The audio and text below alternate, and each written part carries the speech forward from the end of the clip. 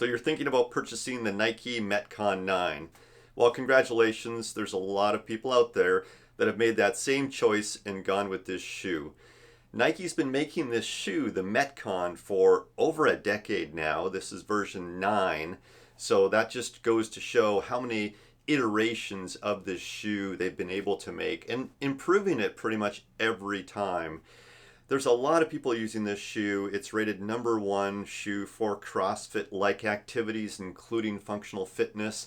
I myself use this shoe, so I've used, I guess, 3 different iterations of this shoe. This is my older shoe here, and as you can see, it's got really good use, right? I loved this shoe for many reasons, and I still do. So this was the 8, I believe. I also had the 7. Nike, of course, is a very large company, a large shoe manufacturer, well known in the industry, so they're not like a startup. So you really know kind of what you're getting. You know the technology that they're providing. I really like the Nike brand in general. I find that their products are pretty consistent, and I generally like the brand. However, for this particular model, there is a flaw, and I'm not over exaggerating. This is not clickbait. There is a flaw that I will talk about in this video. You can look it up on Reddit to get confirmation that this flaw exists. And this can greatly impact your comfort in the shoe and your experience. And I really think that you need to be aware of it and try the shoe on prior to purchase. So I'm going to talk about that. But before we get into the review, full disclosure, I am in no way sponsored or affiliated with Nike. They don't even know I'm making this video. I have no financial incentive to give them a good review, although I do like this shoe, and overall it will be a pretty good review.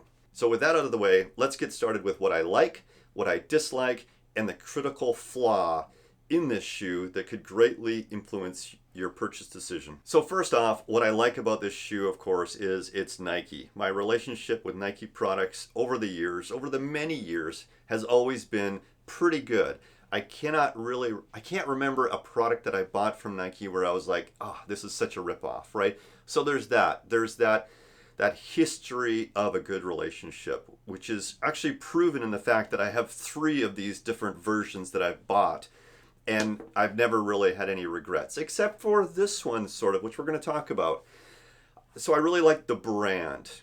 I also like the visual appearance of the shoe. So when you see this shoe, you look at it, you're like, wow, okay, this is quite nice. Especially the 8s. The 7s were a little bit low profile for me, which is good for some people who like that. This one I found looked really sharp. As you can see, it's totally worn out now. It doesn't look as good as it did when it was new. But when I first bought these, especially this kind of really cool pattern on the front, people would come up to me and they'd say, wow, those are cool looking shoes, which when you have a new bit of kit or something you're wearing and people say that to you a few times, it makes you feel good, right? So if you can have that from a product, then that's fantastic. And this shoe is not much different.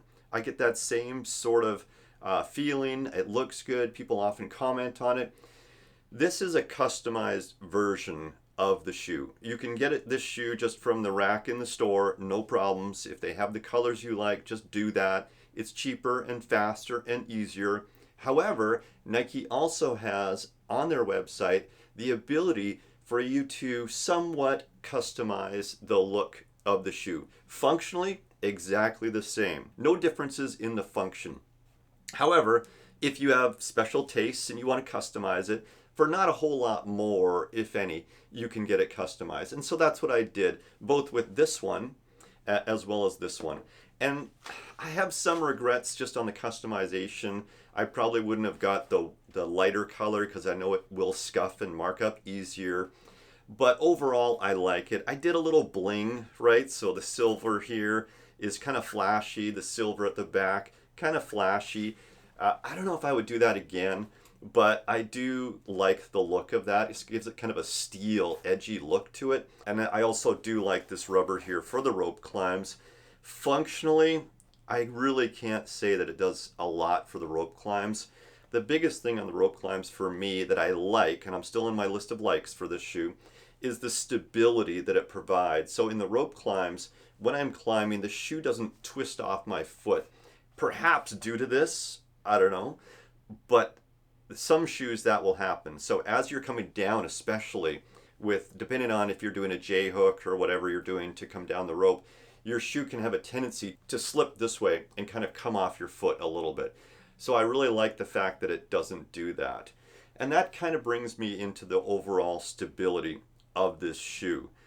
So what you're buying with this shoe primarily as a CrossFit shoe or a functional fitness shoe. Sorry, I'm going to say both of those things because I find a lot of gyms now are dropping their CrossFit affiliation and just calling themselves functional fitness. So I feel it's important to say both of those. Whatever you're doing, this shoe works really good because of the stability, right? You're buying a CrossFit shoe, which is kind of like a court shoe, but with some Olympic lifting stabilization attributes to it. And what I mean by that is this heel is very solid, right? More solid, probably more stiff than perhaps just a court shoe. It doesn't have the padding in there that a court shoe would have. And so when you're doing those Olympic lifts, it gives you some really, really good stability. Not as much stability as, say, an Olympic lifting shoe, of course, but it also prevents you from having to change shoes in the middle of a workout, right? Because a lot of CrossFit or functional fitness workouts have you doing Olympic lifts as well as maybe gymnastics or cardio or whatever, right? So you need a bit of a hybrid that does all of those things, which is extremely difficult to make. But I would say they've done a pretty good job of it here, right?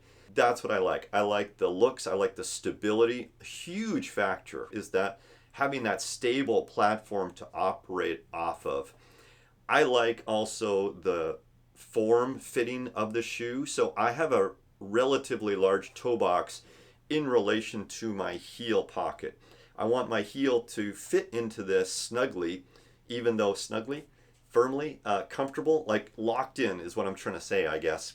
And my heel is relatively thin compared to my forefoot, which likes to spread. It has that spray, especially when I'm working out. It'll swell up a bit sometimes and really want to spread out. I find that in my ultra running, I get that a lot. That's what I'm looking for in a shoe. Also, I'm looking for something that's relatively durable and comfortable, and this is. One of the other things I have to say that I really like about this shoe, which also applies to the 8s, right, to this shoe here, but not to the 7s. So when I had the 7, the laces would continually come untied. And for such a simple thing, it drove me crazy because every single wad, basically, they would come untied. And it was such a headache. But thankfully, they fixed it with this shoe. And with this shoe, it's even better. You'll notice the laces are made out of this really interesting material. They almost kind of compress, I think, as you tie them. And then they've got a little lace thing here, little Velcro thing that you can put over the laces to further lock it in, which is quite cool. So I never have a problem of laces coming untied. So if you remember the 7s, or maybe even earlier than that, you may have had that problem, and that may have put you off of the Nike Metcon. Don't worry, that's no longer a problem. My laces never, ever, ever come untied. So thank you, Nike. Great job. That's now solved. So I like that. I mean, in comparison to other shoes, that should never happen anyways. So maybe it's not a big deal or something to discuss, but it was a problem with these, so now it's not. So there's that. The other thing I like about this shoe is the cost. It's not cheap, but in comparison to other shoes in the market, it's about average. So I'm not disappointed by the cost. So for value, I would say it's fair value for what you're getting. If you customize it like what I did, then it's a little bit more, I think, but still not even enough for me to remember. So I think that's totally fine as well. Not a lot of different colors for you to customize. So I think if Nike was to improve one thing for me, it would be get some better colors in the customization, right? Maybe get some camo patterns or something like that would be cool. The colors in the customization are kind of weird. And if you go there, you'll see what I mean. There's like, this is bone gray, which is kind of a weird color. I would like a little more variety, a little bit more kind of cooler colors. Like, who wants purple? I don't know how many people are picking the purple, but I would guess not a lot. So maybe get rid of that and bring in some, like charcoal gray or something that's won't get blemishes, but is a cool color. I don't know, just throwing that out there. That would make it better for me anyway. So that brings me into some of the things that I actually don't like about this shoe. And I'm nitpicking a little bit, but the lack of great color combinations in the customization tool on their website is one thing. If there was better colors, then this would be even better to customize. And I think that a lot of people would do that, right? I spoke to other people's in my gym that had these custom designed shoes, and they were really excited about it, and we were comparing what we'd done, which is from a brand perspective quite cool, I would think, right? But we all complained about the limited options. So if there was more options, I think more people would do it. And there's even a thing on Instagram where you can type in Nike Metcon 9 and see all the customizations that people have done to inspire you to then go and make your own customization. So to me, that's pretty cool. And I think Nike may be onto something there where people are going to want that more and more, that sort of individual custom design. Because to me, this is now special. So I want to do it more, but I'm kind of limited. So anyway, something to think about. That's one of my dislikes. One of my other dislikes, and again, I'm nitpicking a little bit, is that this is a terrible running shoe. If you're like me and you're also doing a bit of high rocks, maybe a bit of running, some cardio, right? This shoe is terrible. Now, I can't really blame the shoe because the shoe is not designed for running so much. It's designed for CrossFit. It's designed for functional fitness. So it's got the heel to do that. It's designed for a purpose. Running is not that purpose, right? So when you run in it, you can run a mile or a kilometer, whatever your unit of measurement is in your region, and it's fine. It's just not enjoyable, I would say, right? So I do high rocks as well. I also run a little bit. When I'm doing that, I don't wear this shoe, and it's an amazing difference. So I wear a running shoe when I run. I wear a running shoe when I do high rocks. I wear this when I do CrossFit or functional fitness. I just don't mix them up. So I have them both in my gym bag. I just think if you're doing high rocks, this may not be the shoe for you, depending on what your programming is, right? But it definitely does not give me a great experience when I'm running. And I didn't notice it right away. I only noticed it after I actually used my high rocks shoes for high rocks in comparison to this. Because I used to wear this every day for every workout and never really had anything to compare it to when I was running. I just knew that I didn't like running. And then I realized, oh, wait a minute, that's because this shoe is brutal for running, especially on your heel. If you're a heel striker, it's going to be even worse for you. And there's not a lot of padding, to be honest, up front here either.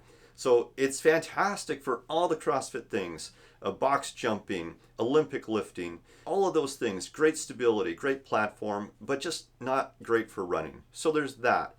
But not the shoe's fault. I really would just suggest get 2 pairs of shoes for if you're doing high rocks and this shoe for CrossFit. So now let's get into the critical flaw with this shoe. This is the second pair of Nike Metcon 9s that I've owned. The first pair I sent back, and this pair actually has the same problem, but just not as bad. And you can Google this, you can go look this up on Reddit. And the problem is with this shoe, and I don't know why, but right here, you see right here this little dip where your foot goes in and your ankle bones where they stick out are right here, right? And everybody's got an ankle bone that has a little bit of it comes out a little bit. Well, that actually touches the shoe right here. Rather than having the clearance, for some people, for some of these shoes, it actually touches. And so when you move, it compresses against here, and it can be actually quite uncomfortable. And so when I had my first pair of shoes, I put them on, wore them around the house, and I noticed it, but it really didn't seem too bad. It made me curious about, okay, well, why is that feeling that way? But when I worked out in them, it was like, this is terrible. I don't like this at all. And I Googled it, found out that a lot of people had that problem, sent them back, and credit to Nike. There was no questions asked. They accepted my return. And then I ordered another pair, thinking that maybe the pair that I had ordered was defective. And I got these, same problem, but curiously not as much. So I thought, you know what? I love this shoe so much. I'm going to suffer through it and see what happens. And it was only on one foot, whereas the first pair was on both feet. And it was much worse. So it was more subtle and only on my one foot on my second pair. I wore them for several more workouts, and then it kind of went away. And I don't know why. So maybe this piece of the shoe just kind of got worn in. I'm not sure. I thought it might get worse because I thought maybe the insole might push down a little bit more, might compress as I wore them. That didn't really seem to happen. Maybe it will in future. But whatever happened, the problem seemed to go away. And I've never had that with any other Nike Metcons. People on Reddit are talking about it. They've stayed away from the shoe. They've sent the shoe back, things like that. I'm not suggesting you need to do that. What I'm suggesting is go into the store, try them on. In particular, think about that. Think about, does your ankle bone touch the side of the shoe and push down on the shoe so you have pressure on that ankle bone? If it does, then you need to ask yourself how much pressure, and do you think that's going to go away like it did for me on my second pair? Because there's no guarantees there's going to. I think on my first pair it was so bad that I don't think it would have gone away. But, you know, maybe. I don't know. But that's the critical flaw with the 9s. It's well known. It's on the internet. Nothing new here. I'm not making this up. This is not clickbait. Check it out. But I still like the shoe. I kept the shoe. I kept the second pair. I love this shoe for CrossFit. It's just got so many good things going for it. So I recommend this shoe. I'm giving it the thumbs up. I think it's good value. I recommend you look at this shoe as your CrossFit functional fitness trainer. But there could be a deal breaker if you try these on and you're like, yeah, I feel it and it's bad. So that's my recommendation to you. Hopefully this review helps you in making a perfect selection for your shoe. Shoes are everything when you're doing a workout. If you have terrible shoes on, your workout will not be as much fun as it could be. So highly recommend, go try these on. If you can't try them on, just order them. If they don't work for you, send them back. Nike is so good at the returns. Thank you, Nike, for that. I really noticed that and took note and really appreciate it. So yeah, that's it. Thanks very much. Hopefully this works out for you. If you like this video, I really would enjoy getting a like or even a follow. Thank you very much. Have a good one.